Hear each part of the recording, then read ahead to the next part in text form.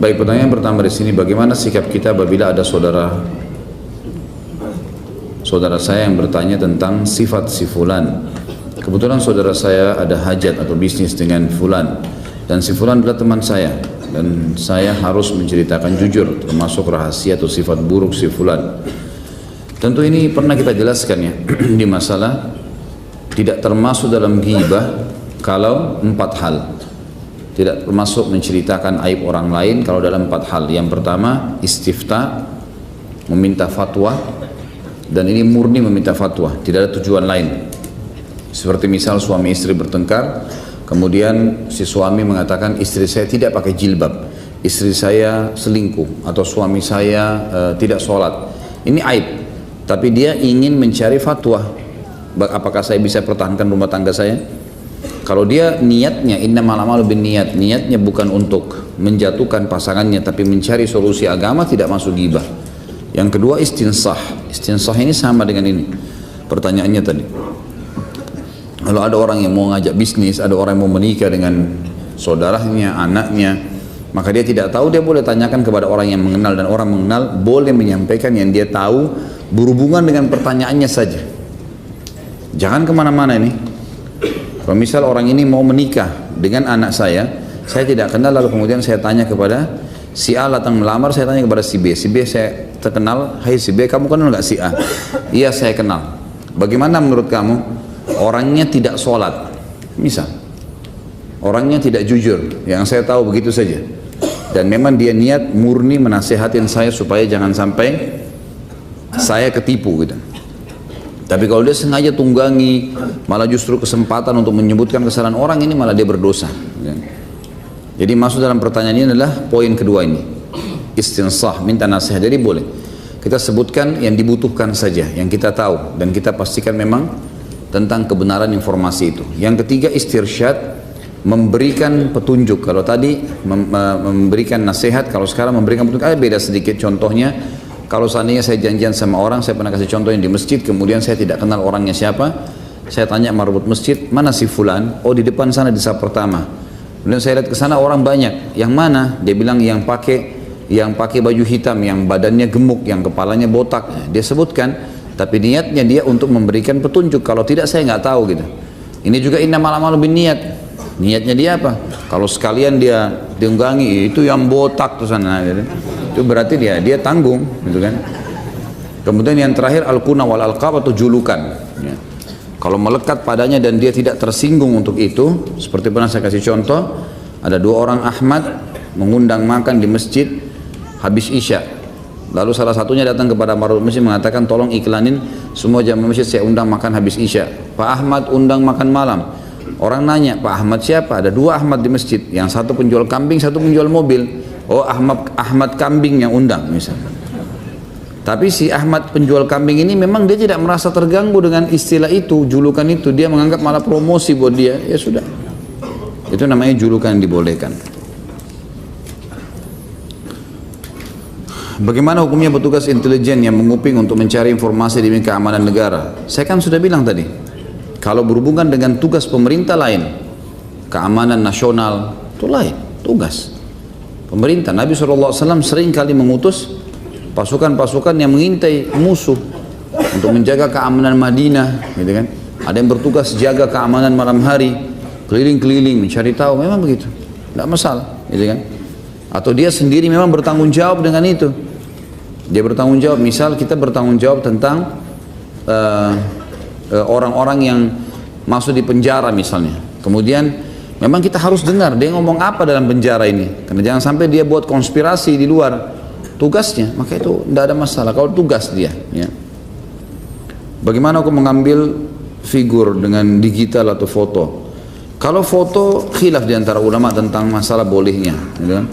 Tentu yang saya simpulkan adalah kalau dari umumnya pendapat ulama semua boleh gitu kan, tetapi di sini ada kaidahnya. Tidak boleh tentunya foto sesuatu yang memperlihatkan aurat misalnya ya, perempuan dengan dada terbuka dengan apalah sengaja untuk mengular syahwat, ini nggak boleh, haram dalam agama gitu kan.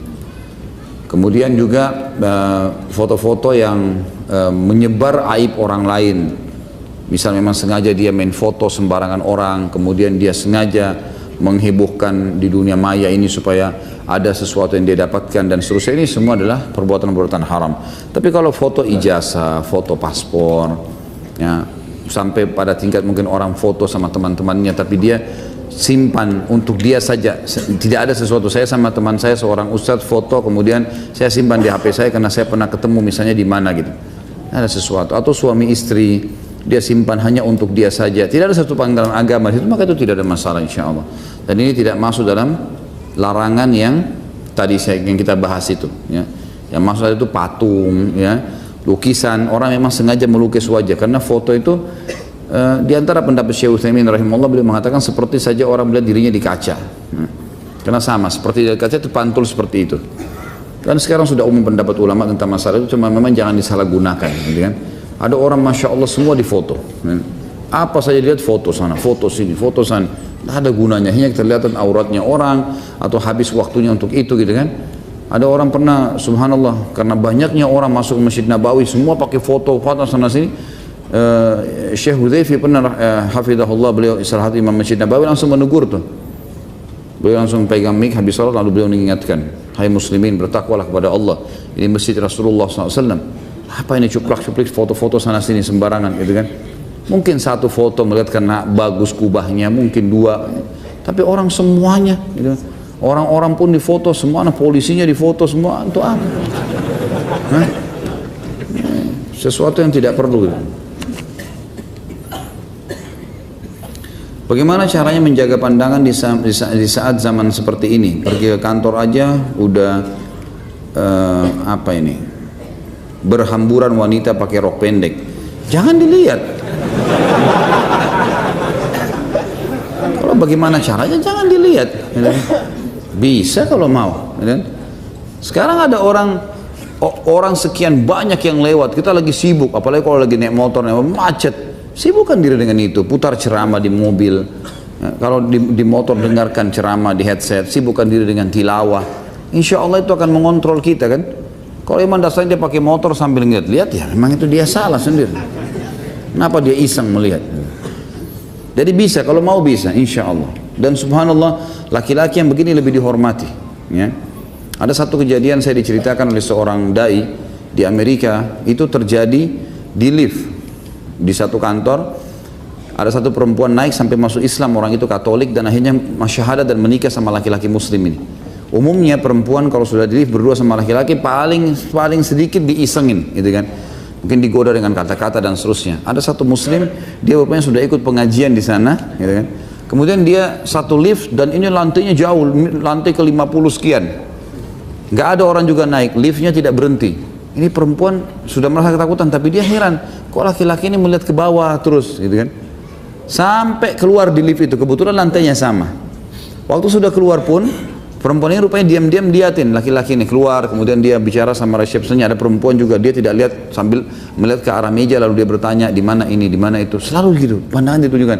Dia penasaran, dia datang sama dia tanya, kenapa anda tundukkan mata? Kenapa tidak melihat ke saya, tidak melihat ke orang ini? Penasaran, dia tanya. Dia bilang, saya muslim, agama saya melarang melihat yang bukan mahram, dan itu untuk menjaga hati saya. Dia bilang, apa benar itu ajaran agama kamu? Iya. Bisa terangkan itu agama kamu apa? Diterangkanlah, akhirnya tertarik masuk Islam dan menikah sama orang ini. Gara-gara dia guddul basar, gitu kan.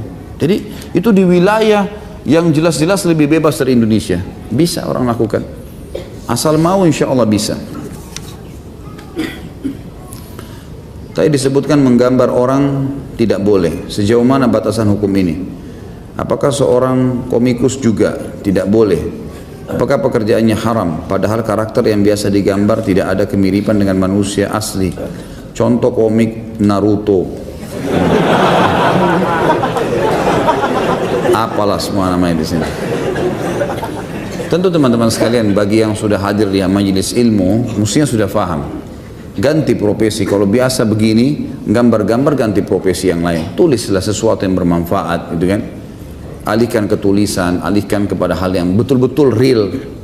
Kalau ini Naruto lah, Dragon Ball lah, apalah semuanya, apa manfaatnya? Tidak ada manfaatnya sama sekali. Dan saya sudah pernah bilang teman-teman, yang paling banyak mendangkalkan generasi umat Islam dari akidahnya justru ini. Cerita bohong, Spiderman, Batman, apalah. Nggak ada tokohnya. Nggak ada tokohnya, justru itu fiktif, dusta. Akhirnya anak-anak kita tumbuh dengan berpikir memang ada. Batman itu kan buruk sebenarnya. Tapi dianggap dia jadi tokoh, dianggaplah ini, dianggaplah itu. Untuk apa? Nggak ada gunanya sama sekali. Akhirnya kalau kita ceritain anak-anak kita tentang Abu Bakar, tentang Umar, pertanyaan pertama, sama Spiderman enggak? Ada jaringnya enggak? Gitu kan. Aisyah itu seperti Cinderella, enggak ada tongkatnya bisa ngubah. Dan jadi ini semua tokoh fiktif untuk apa? Gitu kan? Untuk apa? Itu dulu. Jadi fiktif ini sudah tidak baik. Gitu. Ceritanya juga tidak perlu. Tulislah sesuatu yang bermanfaat teman-teman. Dan yang paling bermanfaat adalah tulis masalah Islam. Tulis masalah sahabat, kisah orang-orang soleh. Coba deh. Akan banyak sekali kok. Ada banyak sahabat Nabi, banyak kisah-kisah yang unik berhubungan dengan masalah itu. Itu yang pertama, yang saya tekankan dalam masalah ini. Kemudian yang kedua, memang kalau menggambar nggak bisa, walaupun tidak ada atau tidak ada tokoh aslinya. Ya. Orang sekarang tadi saya bilang orang gambarkan malaikat, nggak dilihat malaikat, tapi dia gambarkan laki-laki bersayap. Sama ulama bilang nggak boleh. Dia sudah membentuk kan. Jadi Allah alam yang saya tahu lebih baik dihindari, ya, dijauh ini semua.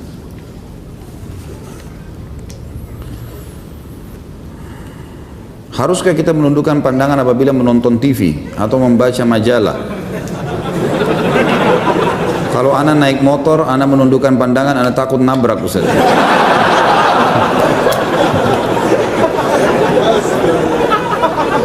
Ini nggak tahu, memang nggak paham bertanya atau iseng bertanya. Ya akhi, kalau lagi naik motor lihat jalanan. Ya lihat setir, tabraklah. Saya juga naik motor gitu kan. Artinya menurunkan pandangan dari yang dilarang. Kan gitu. Menurunkan pandangan lihat lawan jenis, itu dinurunkan pandangan. Tapi kalau lihat jalanan, lihat pohon, lihat isyarat lampu merahnya, jangan turunkan pandangan. Apa hubungannya? Menundukkan pandangan dari yang diharamkan saja. Gitu kan? Kalau yang tidak diharamkan makanan, minuman, kalau semua antum tunduk, minum pun tunduk, gimana caranya? Nggak mungkin. Makanya saya bilang ini nggak ngerti benar-benar atau ada melihat majalah, ada gambar lawan jenis, langkahilah. Nggak perlu gitu. Sebagian ulama di Saudi misalnya, yang saya tahu dari mereka, itu kalau mereka melihat memang harus pun ada majalah, mereka lihat, kemudian ada sesuatu yang memang senonoh lah, tidak layak dilihat, maka mereka kalaupun itu ada di tempatnya, maka dihapus dengan spidol. Mereka coret, atau memang mereka tidak perlu baca lembarannya, dilangkain selesai gitu kan. Atau memang kalau tidak ada hajat nggak usah dilihat sama sekali, lebih penting begitu. Bagaimana dengan nonton TV misalnya? Tergantung apa yang dilihat di sini. Ulama mengatakan ada hal-hal yang tidak termasuk dalam hal yang dilarang, seperti masalah majelis ilmu. Karena orang kalau ceramah dilihat, orang mau tahu orangnya, maksudnya dia ngomong apa, orang tahu. Di zaman Nabi SAW, Nabi SAW pernah membaiat para wanita, sahabiat, agar mereka tidak melakukan perbuatan-perbuatan zina dan seterusnya. Itu di hadapan Nabi SAW. Mereka duduk. Terjadi pada pembebasan kota Mekah, terjadi pada beberapa titik lah, ya beberapa kejadian. Maka Nabi SAW isi pengajian dan memang dilihat itu sesuatu yang terjadi gitu, umum. Di kancah peperangan, Nabi SAW seringkali membawa tidak pernah kurang dari 20-30 orang sahabiat di setiap peperangan. Dan ada satu orang wanita namanya kalau tidak salah Rufaidah. Rufaidah ini salah satu perawat dikenal sekali di Madinah. Jadi kalau ada laki-laki pun sakit dirawat oleh perempuan ini.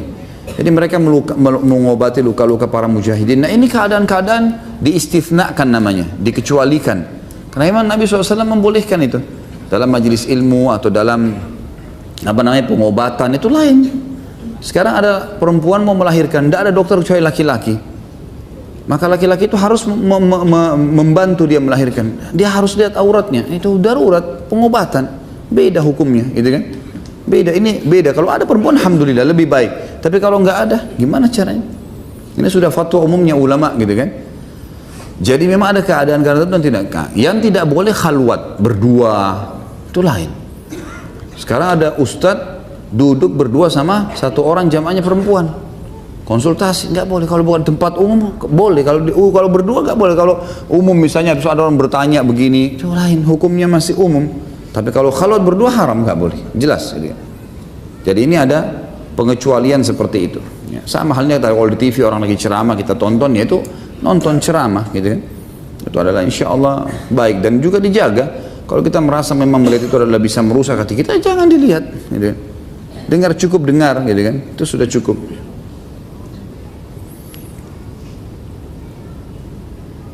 Apa ini? Oh, di kos saya punya speaker,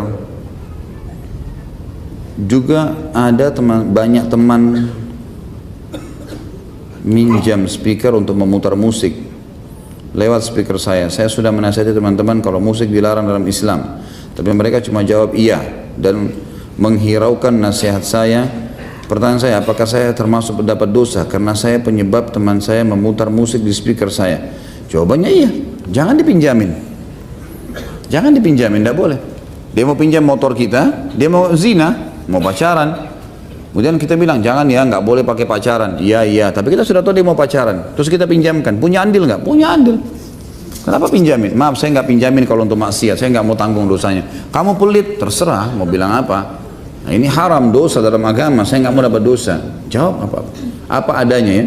Saya sudah pernah ajarkan kaidah, ucapkan fi sarahatin raha. Di setiap keterus terangan ada ketenangan jiwa. Terus terang saja. Maaf, saya nggak bisa karena ini. Kenapa kamu nggak datang semalam di acara saya? Maaf, saya nggak datang karena ada musik. Banyak orang lawan jenis terbuka auratnya. Saya takut saya berdosa. Jadi maaf, saya nggak datang. Apa adanya, sampaikan. Supaya jelas kenapa kita nggak datang. Kalau tidak orang bisa sangka buruk nanti. Jika kita sombong lah dan seterusnya ya. Setiap hari tempat kerja saya mendengarkan musik. Dari peraturan tempat kerja saya memang diharuskan untuk menyetel musik. Kadang saya berpikir untuk resign dari tempat kerja saya sekarang. Apa yang harus saya lakukan Pak Ustaz? Sedangkan di tempat kerja saya bisa sholat 5 waktu di masjid. Itu pun jam keluar untuk sholat dipotong gaji tiap bulannya. Dan peraturan kerja pun dilarang pakai headset untuk mengakalinya gitu. Allah kalau tanya saya pribadi, saya bilang berhenti. Kalau saya pribadi, bagaimana caranya? Di perusahaan apa dimaksa orang dengar musik? Gimana caranya orang dipaksa untuk dengar? Kalau dia putar dia sendiri atau apalah mungkin itu lain. Tapi kalau enggak, kecuali kalau antum kerja di diskotik, antum kerja memang dasarnya tempat musik. Tapi kalau kerja umumnya, kemudian dia haruskan, ini satu hal yang harusnya tidak boleh ya. Jangan dipaksain, coba bicara dulu. Maaf ya, saya muslim dan saya tahu ini tidak boleh. Saya sudah pengajian, saya tahu ini musik nggak boleh dan saya tidak mau mengganggu iman saya. Saya mau tetap bekerja, tapi tolong izinkan saya untuk tidak dengar ini. Oh nggak bisa peraturan gini-gini, ya sudah keluar. Tawakal Allah, cari tempat kerja lain, gitu kan? Saya sudah berapa kali bahasakan, jangan lemah teman-teman sekalian. Harus lebih kuat keyakinan kita kepada Allah daripada kebutuhan dunia. Allah yang mengalirkan darah di urat saraf kita, kemudian kita ketakutan, gimana caranya? Kita lebih takut kepada pimpinan daripada Allah Azza wa Jalla. Ini pemahaman yang salah ini. Gimana hukumnya seorang atasan yang melakukan penilaian terhadap bawahannya dan harus menyampaikan baik buruk kinerja karyawan tersebut? Saya sudah bilang, kalau bertanggung jawab, boleh. Dia bertanggung jawab. Saya ditunjuk kepala divisi tertentu, kemudian saya harus supervisi urusan kerja. Saya dapatlah ada orang yang memang tugas saya harus mencari. Kalau dia salah diingatkan, saya lapor ke atasan saya. Tugas itu nggak apa-apa. Yang dimaksudnya tidak boleh mengorek-ngorek, sengaja mencari tahu, itu yang tidak boleh, gitu kan? Jadi itu nggak ada masalah kalau ini. Tapi ini juga harus difahamin ya. Ada satu waktu saya lagi nyusun salah satu makalah dulu S2, karena saya ambil di manajemen pendidikan, saya temukan disuruh tulis sebuah makalah, pas saya yang kena, subhanallah. Giliran judul itu manajemen konflik. Saya pertama bingung, apa nih manajemen konflik nih? Kemudian saya cari, baca buku-buku, beberapa literatur dari Amerika lah, atau literatur dari Indonesia lah, segala macam. Saya kumpulin, saya temukan dari Timur Tengah juga ada mungkin 1-2 buku.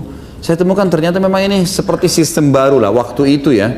Mungkin sekitar tahun 99 sampai 2001 waktu itu. Saya tidak tahu sekarang mungkin sudah tidak dipakai, tapi memang ada sistem baru di perusahaan-perusahaan di Amerika waktu itu, mereka pakai manajemen konflik. Apa itu? Beberapa pimpinan perusahaan, dia menganggap kalau perusahaannya tidak ada konflik, tidak ada masalah, berarti tidak sehat. Maka dia sengaja cari konflik. Dia sengaja pegawai ini disuruh mata-matain yang itu, yang ini disuruh mata-matain yang sana. Atau kadang-kadang dia sengaja taruh dompetnya untuk mengetes pegawainya. Nah ini namanya konflik, gitu kan? Ini sebenarnya sendiri di ilmu manajemen itu ditolak sebenarnya. Sebagian kecil orang setuju, yang lainnya banyak orang tidak setuju. Kebetulan saya susun makalahnya. Semua dari mana idenya, siapa yang membuat ide ini, bagaimana berapa perusahaan mana saja yang jadi contoh yang sudah pernah menerapkan, apa sebab-sebabnya diterapkan, segala macam lah, gitu kan? Maka saya temukan ternyata ini konflik ya. Kalau yang dimaksud penanya di sini, kalau ada orang dia menggunakan manajemen konflik untuk mencari keburukan pegawainya, ini nggak boleh dalam Islam, nggak boleh. Tapi kalau memang dasarnya dia bertugas, dia harus tahu, dia tugasin pegawai, maka dia pasang CCTV untuk mengawasi pegawainya. Benar nggak? Ada pencurian nggak? Itu haknya dia, karena dia tugas atau dia pemilik modal. Itu tidak ada masalah. Apabila kita melihat atau mendengar sesuatu yang tidak baik, maksiat, dengan kita berwudu, apakah secara otomatis dosa tersebut terhapus? Tentu saja mendengar tadi, kalau menguping yang seperti yang kita bahas, dosa besar. Nggak cukup dengan wudu, ya. Sengaja mendengar omongan orang, itu adalah dosa besar. Sebagaimana tadi kita sudah sebutkan, kalau dosa besar harus taubat nasuha. Yang gugur dengan wudu, ya, gugur dengan langkah ke masjid, gugur dengan ibadah-ibadah umumnya adalah dosa-dosa kecil. Makanya Imam Nawawi mengatakan dosa besar diampuni kalau memenuhi syaratnya, meninggalkan dosa itu seketika, menyesali dan janji sama Allah tidak mengulanginya. Saya ini seorang desainer pakaian dan untuk memberikan gambaran akan pakaian yang ingin saya buat, saya sering menggambarkan pakaian tersebut beserta dengan bentuk tubuh manusia juga. Apakah diperbolehkan Ustaz? Dan jika tidak, apa saran Ustaz terhadap hal tersebut? Karena saya pernah lihat di buku panduan sholat ada gambar contoh manusia. Tentu ulama mengatakan kalau wajahnya dihilangkan seperti patung, tapi nggak ada wajahnya, nggak ada mata, nggak ada hidung, gitu kan, polos saja wajahnya. Ini ulama mengatakan bukan manusia. Hanya berbentuk saja, tangan untuk meletakkan baju itu masih dibolehkan. Makanya di beberapa buku sifat sholat itu memang wajahnya dihapus kan. Kalau ada wajah berarti sudah lengkap seperti manusia, itu tidak dibolehkan. Allahu a'lam.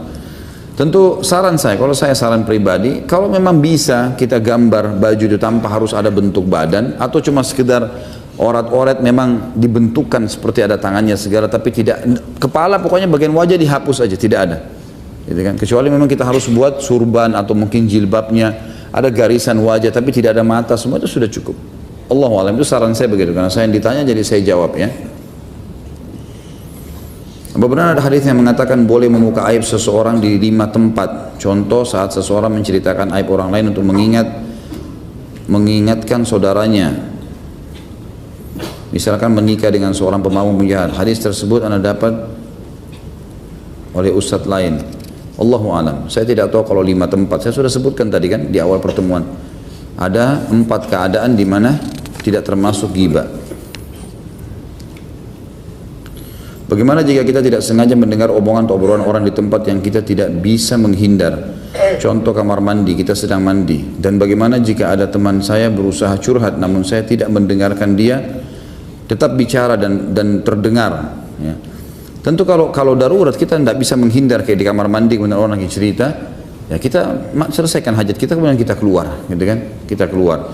Itu lebih baik. Kalau misalnya pun ada orang yang ini ngobrol di kamar mandi, ini satu hal yang aneh ya. Bagaimana caranya dia ngobrol? Ini kan yang kita ngobrol antara 2 orang. Atau dia lagi telepon, dia misalnya, Pak ini kamar mandi Pak, jangan ngobrol, telepon. Kita bilang bisa saja, kita nasihatin, teruskan gitu kan. Kalau tidak ribut atau apa dibahasakan, kalau enggak kita selesaikan hajat kita pergi, itu lebih baik. Kalau kalau kita sedang berhadapan dengan sesuatu yang menjerumuskan kita pada dosa, tugas kita tinggalkan. Teman ini tetap mau ngomong, tinggalkan aja. Saya nggak bisa dengar nih. Masa dia mau kejar terus baju kita, kamu harus dengar nggak? Saya nggak bisa dengar. Cari orang lain deh. Saya nggak bisa dengar kesalahan ini. Jadi jangan bilang ini saya nggak bisa, nanti dia tetap ngomong, ya tinggalkan. Saya nggak bisa, tinggalkan, berdiri, gitu kan. Sampai Nabi SAW pun disebutkan dalam ayat Al-Quran, kalau seandainya ada orang yang sedang membicarakan sebuah dosa, ghibah, gunjing, kemudian fitnah dan seterusnya, kata Allah SWT, Suruh berdiri Nabi SAW hatta yakhudu fi hadithin ghairi, sampai mereka ubah pembicaraan mereka. Tidak boleh duduk di situ. Jadi kita tinggalkan memang.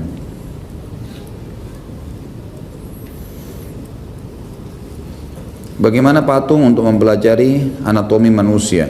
Kalau saya sudah bilang tadi, kalau patung itu dihilangkan wajah, tidak berbentuk manusia, mungkin memang ada dadahnya tapi urat-uratnya sekian, kedokteran ilmu pengetahuan itu lain.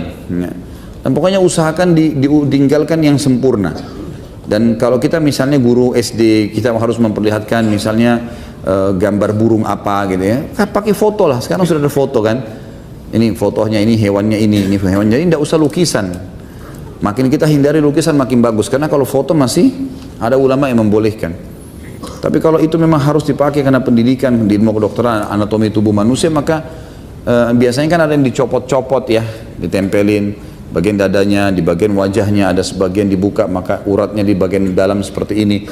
Maka itu untuk belajar. Mungkin cara yang terbaik kalau yang kita mau supaya menghindari ancaman tadi dalam hadis adalah bagaimana yang tidak lagi dipakai itu dicabut gitu. Misal bagian wajah dicabut saja, kemudian yang sedang dipelajari bagian dada, bagian perut. Nah itu seperti itulah. Allah alam, itu cara solusi yang terdekat. Karena kalau utuh maka tetap masuk dalam larangan. Bagaimana jika anak yang mendengarkan pembicaraan orang tua sedangkan si anak tidak tahu apa pembicaraan itu, bersifat rahasia, sedangkan orang tua boleh mendengar pembicaraan anak? Tentu saja kita bisa, rahasia itu ketahuan kok ya. Kita tahu rahasia itu biasanya orang sembunyi, memojok, orang dalam kamar. Itu memang orang, kalau orang umum, orang ngomong dia pasti ngomong di depan umum. Jadi kalau kita tahu orang tua kita mendengar, membicarakan sesuatu, kan kita bisa tahu kok. Misal kita tahu bicara orang tua kita lagi bertengkar misalnya, kemudian dia lagi bicara, ibu kita lagi bicara sama ayah, kita tahu itu adalah masalah, udah kita menghindar lah ke teras rumah, tidak usah didengar gitu kan. Tidak usah nguping, karena tidak ada urusan sama kita. Kalau orang tua mendengarkan pembicaraan anak, dia berkewajiban, dia tanggung jawab. Saya bilang tadi, kalau orang punya tanggung jawab, dia boleh, dia punya hak, gitu kan? Karena dia harus tahu anaknya, dia tanggung jawab di hadapan Allah Subhanahu wa Ta'ala. Masya Allah, panjang sekali nih.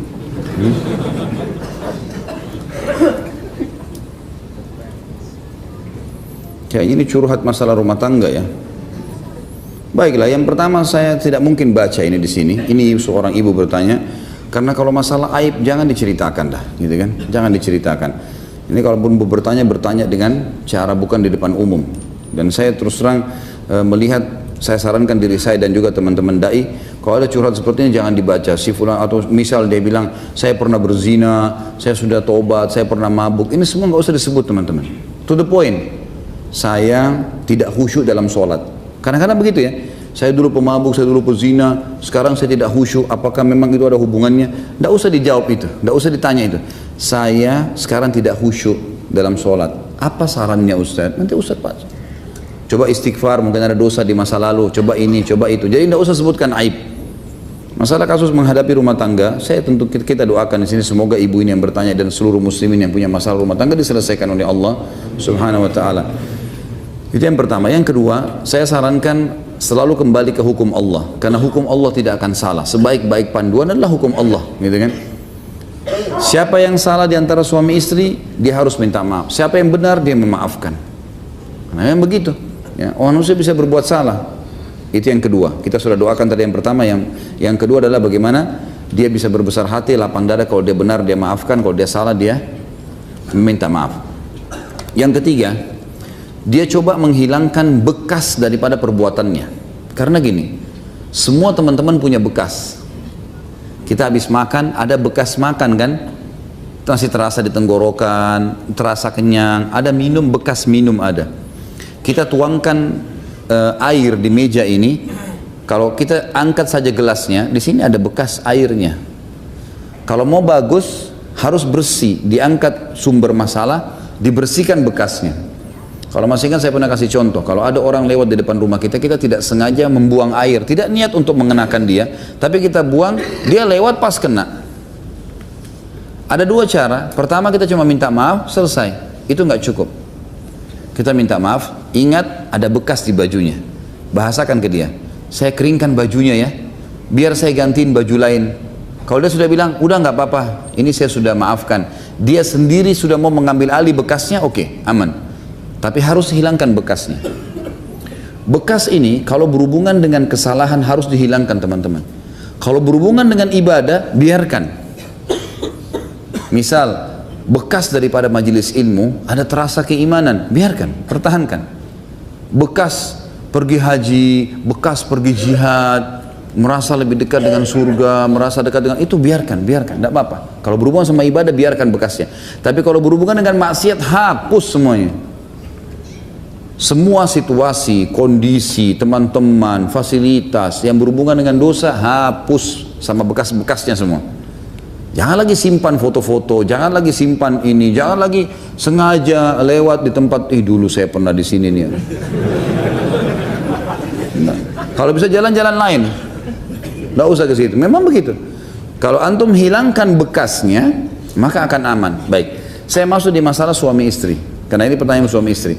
Kalau seandainya kita pernah membuat suami atau istri kita sakit hati, kita harus tahu teman-teman, tidak cukup dengan minta maaf. Ada bekas dalam hatinya orang. Mungkin kita pernah buat salah, kita pernah menyakiti hatinya, bekasnya harus dihilangkan. Nggak bisa enggak. Jadi kita minta maaf ya, baik. Kira-kira apa yang masih mengganjal di hati kamu? Oh, saya masih merasa begini-begini, waktu itu kamu ucapkan kalimat ini, baiklah. Kalimat itu satu persatu, saya minta maaf ya, saya janji tidak ulangin kalimat itu. Ada lagi yang lain, 1, 2, 3, 4, 5, sampai clear. Nanti kalau clear ini, itu syaitan tidak bisa tunggangin untuk mengulangi masalah yang sama. Jadi bekasnya hilangkan, sehingga nggak ada lagi, gitu lah. Jadi tidak cukup minta maaf ya, jangan kita, saya kan sudah minta maaf, sudah, kalau nggak mau maafin terserah. Ini sama saja. Ya. Artinya dia memperkeruh permasalahan, sudah salah terus merasa seakan-akan dia benar, nggak bisa. Ya, salah harus kita mengalah, memang apa boleh buat, gitu kan? Harus kita tahu masalahnya. Jadi hilangkan bekasnya, gitu kan? Ini penting sekali dalam masalah rumah tangga begini. Baik, kemudian dalam masalah rumah tangga teman-teman sekalian, jangan libatkan orang ketiga kecuali ulama. Ini sudah pernah saya titik beratkan. Khusus dalam masalah-masalah kita yang kita sedang hadapin, kalau umum ya, global kegiatan kita di kantor segala, kembalikan pada ahlinya. Kita punya masalah di administrasi. Baik, cari orang ahli administrasi yang bisa membantu kita memecahkan kasus itu. Jangan tambah OB misalnya. OB sudah cukup. Yang kita butuh ini akuntan.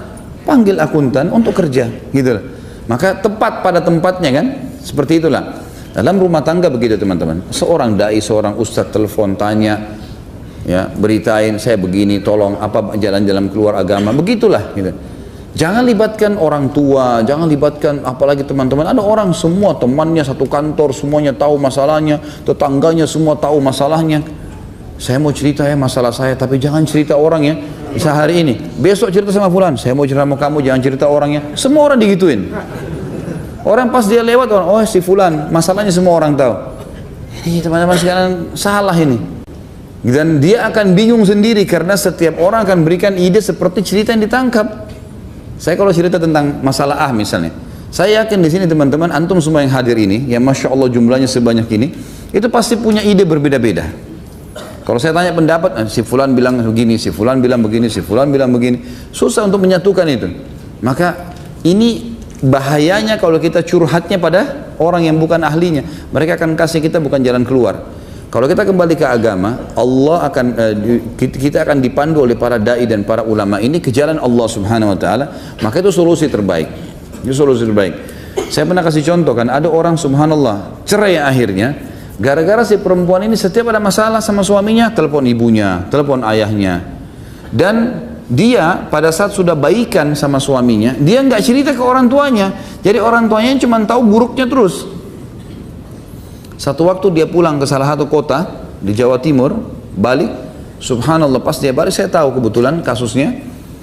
Akhirnya oleh orang tuanya ditahan, nggak bisa pulang lagi. Kenapa? Karena dia cerita, sudah tiba suami saya begini, suami saya begitu, segala macam diceritain. Baiklah, akhirnya orang tua ayah yang bilang, kau sekarang nggak boleh kembali lagi sama laki-laki itu.